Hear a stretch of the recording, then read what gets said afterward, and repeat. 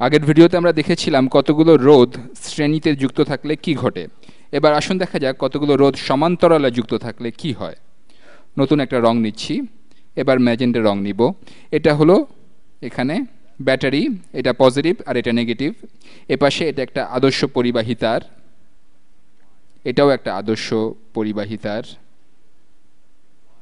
এরপর নতুন ব্যাপারটা হলো এখান থেকে শাখা তৈরি হচ্ছে। এখানে দুইটা রোধ আছে, একটা রোধ আছে এখানে, আর একটা রোধ আছে এখানে। ধরে নিচ্ছি এটার রোধকত্ব হলো R1 আর এটার রোধকত্ব হলো R2।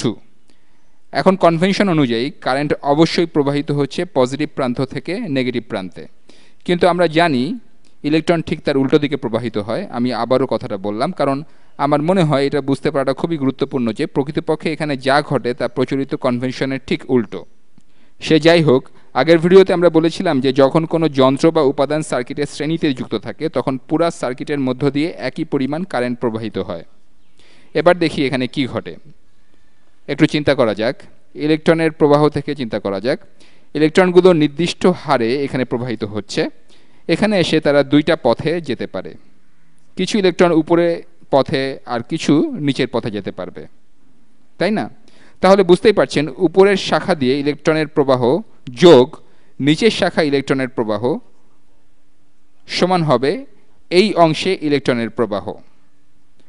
এরপর তারা এখানে মিলিত হয়ে বাকি অংশ দিয়ে প্রবাহিত হবে। এবার কনভেনশনে ফিরে যাচ্ছি। এটা হলো এখানে I1, তাহলে এখানে কিছু ইলেকট্রন নির্দিষ্ট হারে প্রবাহিত হচ্ছে। এটা এই অংশের কারেন্ট। কারেন্ট এখানে এসে দুই ভাগে বিভক্ত হয়ে যাবে। যদি দুইটা রোধেরই রোধকত্ব সমান হয় বা দুটা রোধেরই মধ্য দিয়ে ইলেকট্রন একই গতিতে যেতে পারে, তবে কারেন্ট এখানে সমান দুই ভাগে বিভক্ত হতে পারে। কারেন্ট যেহেতু এদিকে যাচ্ছে তাই মনে হচ্ছে এখানে পজিট্রন বা কোনো পজিটিভ চার্জ যাচ্ছে। আমি আবারও বলছি, এখানে পজিটিভ চার্জ নয় বরং ইলেকট্রন প্রবাহিত হয়। এটাকে বরং ইলেকট্রনের ঘাটতি বলি। এটা দুইটা রোধ দিয়েই সমানভাবে যেতে পারে। যেহেতু দুটোরই রোধের মান সমান, তাহলে কারেন্ট এখানে বিভক্ত হয়ে যাবে, এখানে এসে আবার একসাথে হবে। এরপর এই অংশ কারেন্ট হবে I1। এবার আমরা বের করব এই অংশের কারেন্ট I2 আর এই নিচের অংশের কারেন্ট I3।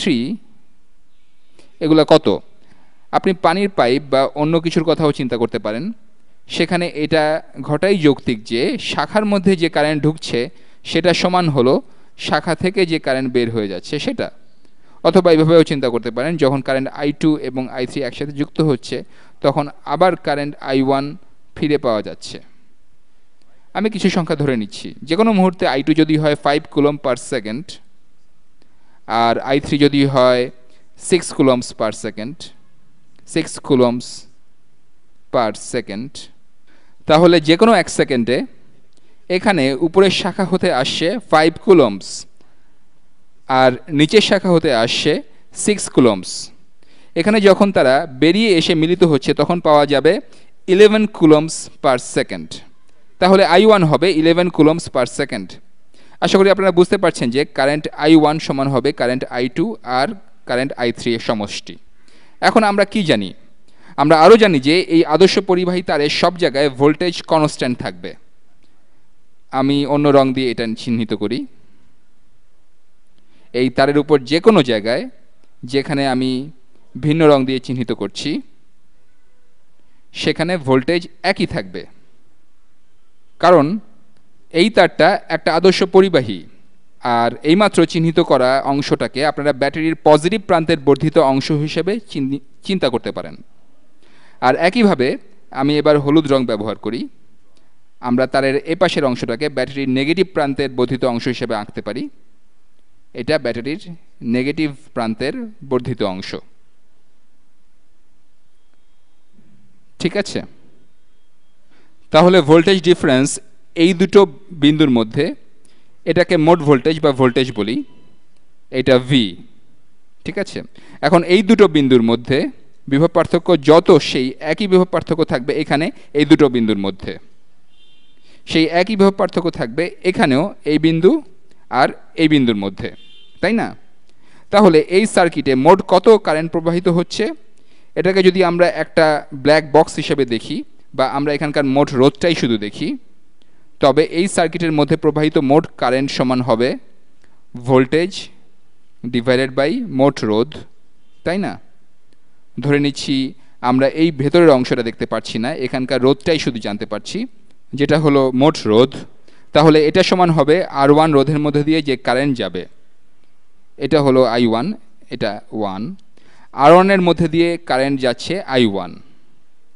এখন কারেন্ট I1 সমান হলো এই রোধকের দুই পাশের ভোল্টেজ ডিভাইডেড বাই এই রোধ। ওহমের সূত্র হতে আমরা এটাই জানি, V সমান IR, অন্যভাবে বলা যায় V বাই R সমান I, তাই না? তাহলে I1 সমান হলো এই রোধকের দুই প্রান্তের মধ্যকার ভোল্টেজ, আর এই ভোল্টেজ আর এই ভোল্টেজ কিন্তু একই, তাই না? এখানকার ভোল্টেজ সমান এখানকার ভোল্টেজ, আর এখানকার ভোল্টেজ সমান এখানকার ভোল্টেজ। তাহলে এই রোধকের দুই প্রান্তের ভোল্টেজটাও V। তাহলে এই রোধকের মধ্যে দিয়ে প্রবাহিত কারেন্ট হলো V বাই R1। I2 এর ক্ষেত্রেও কিন্তু একই কথা। I2 হলো এখানকার কারেন্ট, এই রোধকের দুই প্রান্তের ভোল্টেজ এক্ষেত্রেও V, এই ভোল্টেজ আর এই ভোল্টেজ এক্ষেত্রেও একই। তাহলে I2 সমান V বাই R2 ওহমের সূত্রানুসারে। এই সবগুলো V আসলে একই, তাই এই সমীকরণের উভয় পক্ষকে V দিয়ে ভাগ করতে পারি। তাহলে পাবো 1 ডিভাইডেড বাই মোট রোধ সমান হলো 1 বাই R1 যোগ 1 বাই R2। এখানে আরেকটা রোধ R3 থাকলে সেটার ক্ষেত্রে একই ব্যাপার হতো।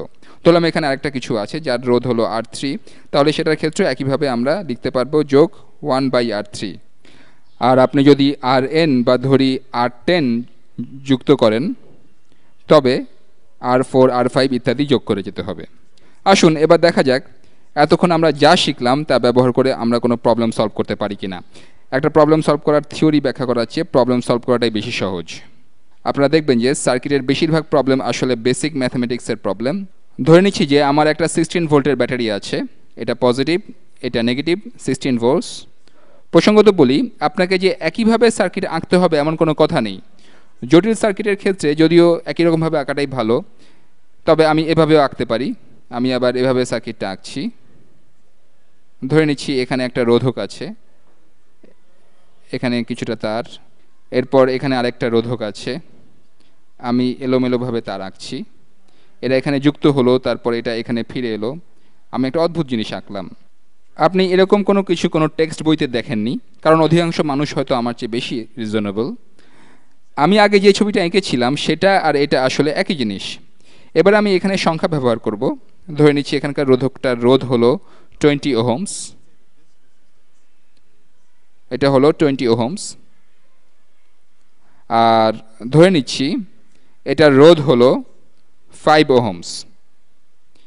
এবার আমি জানতে চাই এই সার্কিটে মোট কত কারেন্ট প্রবাহিত হবে। আপনি বুঝতে পারছেন, প্রথমেই আমাকে তুল্য রোধ বের করতে হবে, তারপর ওহমের সূত্র ব্যবহার করে আমরা কারেন্ট বের করতে পারবো। আমরা সার্কিটের কারেন্টটা বের করতে চাই। আমরা জানি কনভেনশন অনুযায়ী কারেন্ট পজিটিভ টার্মিনাল থেকে নেগেটিভ টার্মিনালের দিকে প্রবাহিত হয়। আমরা কিভাবে তুল্য রোধ বের করব? আমরা এইমাত্র যেটা প্রমাণ করলাম সেখান থেকে জানি 1 বাই মোট রোধ সমান 1 বাই 20 ওহমস রোধ যোগ 1 বাই 5 ওহমস রোধ। তাহলে 1 বাই যে রোধটা আমি বের করতে চাই সেটা সমান, আচ্ছা আমি এটাকে ভগ্নাংশ আকারে লিখি, এখানে লসাগু হলো 20, তাহলে 1 যোগ এখানে 1 গুণ 4, তাহলে থাকছে 4, ঠিক আছে? তাহলে 1 বাই মোট রোধ সমান 5 বাই 20, যেটা সমান হলো 1 বাই 4। তাহলে 1 বাই R সমান 1 বাই 4। তাহলে R সমান হবে 4, R সমান হলো 4 ওহমস। তাহলে আমরা এই অদ্ভুত সার্কিটটাকে এবার এভাবে আঁকতে পারি। আমি এখানে ছোট করে আঁকছি। এভাবে আঁকলে এই রোধটা হবে, এখানে এই রোধটা হবে 4 ওহমস, আর ভোল্টেজ হলো 16 ভোল্টস, ঠিক আছে? আমরা বলতে পারি এই পুরো জিনিসটা একত্রে শুধুমাত্র একটা 4 ওহমস রোধের সমতুল্য। যদি এখানে 16 ভোল্টস বিভব পার্থক্য থাকে, কারেন্ট যদি এদিকে প্রবাহিত হয়, যেটা আসলে ইলেকট্রনের প্রবাহ, আর রোধ যদি হয় 4 ওহমস, তাহলে কারেন্ট কত? V সমান IR, এটা ওহমের সূত্র। ভোল্টেজ হলো 16 ভোল্টস সমান কারেন্ট গুণ 4 ওহমস, এটা I। তাহলে কারেন্ট সমান 16/4 সমান 4 অ্যাম্পিয়ার্স। আসুন এবার ইন্টারেস্টিং কিছু করা যাক। এবার রোধক দুটির ভেতর দিয়ে কি পরিমাণ কারেন্ট যাচ্ছে সেটা বের করি।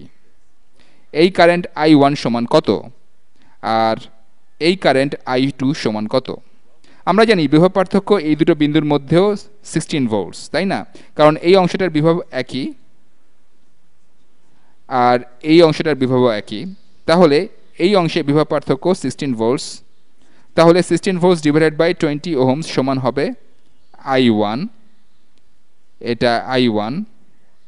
তাহলে I1 সমান হলো 16 ভোল্টস ডিভাইডেড বাই 20 ওহমস, এটা সমান হলো 4/4। তাহলে 4/4 বা 0.8 অ্যাম্পিয়ার্স।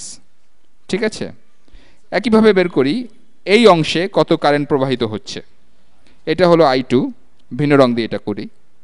আমি এবার উজ্জ্বল হলুদ রং নিচ্ছি। এই রোধকের মধ্য দিয়ে কারেন্ট যাচ্ছে। এই রোধকটা দুই প্রান্তের মধ্যে বিভব পার্থক্য এবারও একই থাকবে। বিভব পার্থক্য হলো 16 ভোল্টস, তাই না? তাহলে এই কারেন্ট I2 সমান হবে 16/5, যেটা সমান হলো 3 and 1/5 অ্যাম্পিয়ার্স। তাহলে বেশিরভাগ কারেন্ট এই রোধকের মধ্য দিয়ে যাচ্ছে। এর কারণ হলো এই রোধকের রোধ অনেক কম, তাই না? এখান থেকে নিজেই কিছুটা বুঝতে পারছেন যে আসলে কি ঘটছে। এই রোধকের মধ্য দিয়ে কম কারেন্ট যাচ্ছে। 20 ওহমস রোধকের মধ্য দিয়ে কারেন্ট যাচ্ছে 0.8 অ্যাম্পিয়ার্স, এটা I1। আর I2 যেটা 5 ওহমস রোধকের মধ্য দিয়ে যাচ্ছে, সেটা হলো 3.2 অ্যাম্পিয়ার্স। ব্যাপারটা তাহলে বোঝা যাচ্ছে, এই দুটো কারেন্ট যখন যোগ করবেন, এখান দিয়ে কারেন্ট 3.2 অ্যাম্পিয়ার্স আর এখান দিয়ে যাচ্ছে 0.8 অ্যাম্পিয়ার্স। তারা যখন একত্রিত হচ্ছে তখন এখান দিয়ে কারেন্ট প্রবাহিত হচ্ছে 4 অ্যাম্পিয়ার্স। যাই হোক, আশা করি আপনাদের কিছুটা হলে ধারণা দিতে পেরেছি যে যখন কতগুলো রোধ সমান্তরালে সমবায়ে যুক্ত থাকে তখন কি ঘটে। পরের ভিডিওতে আবার দেখা হবে।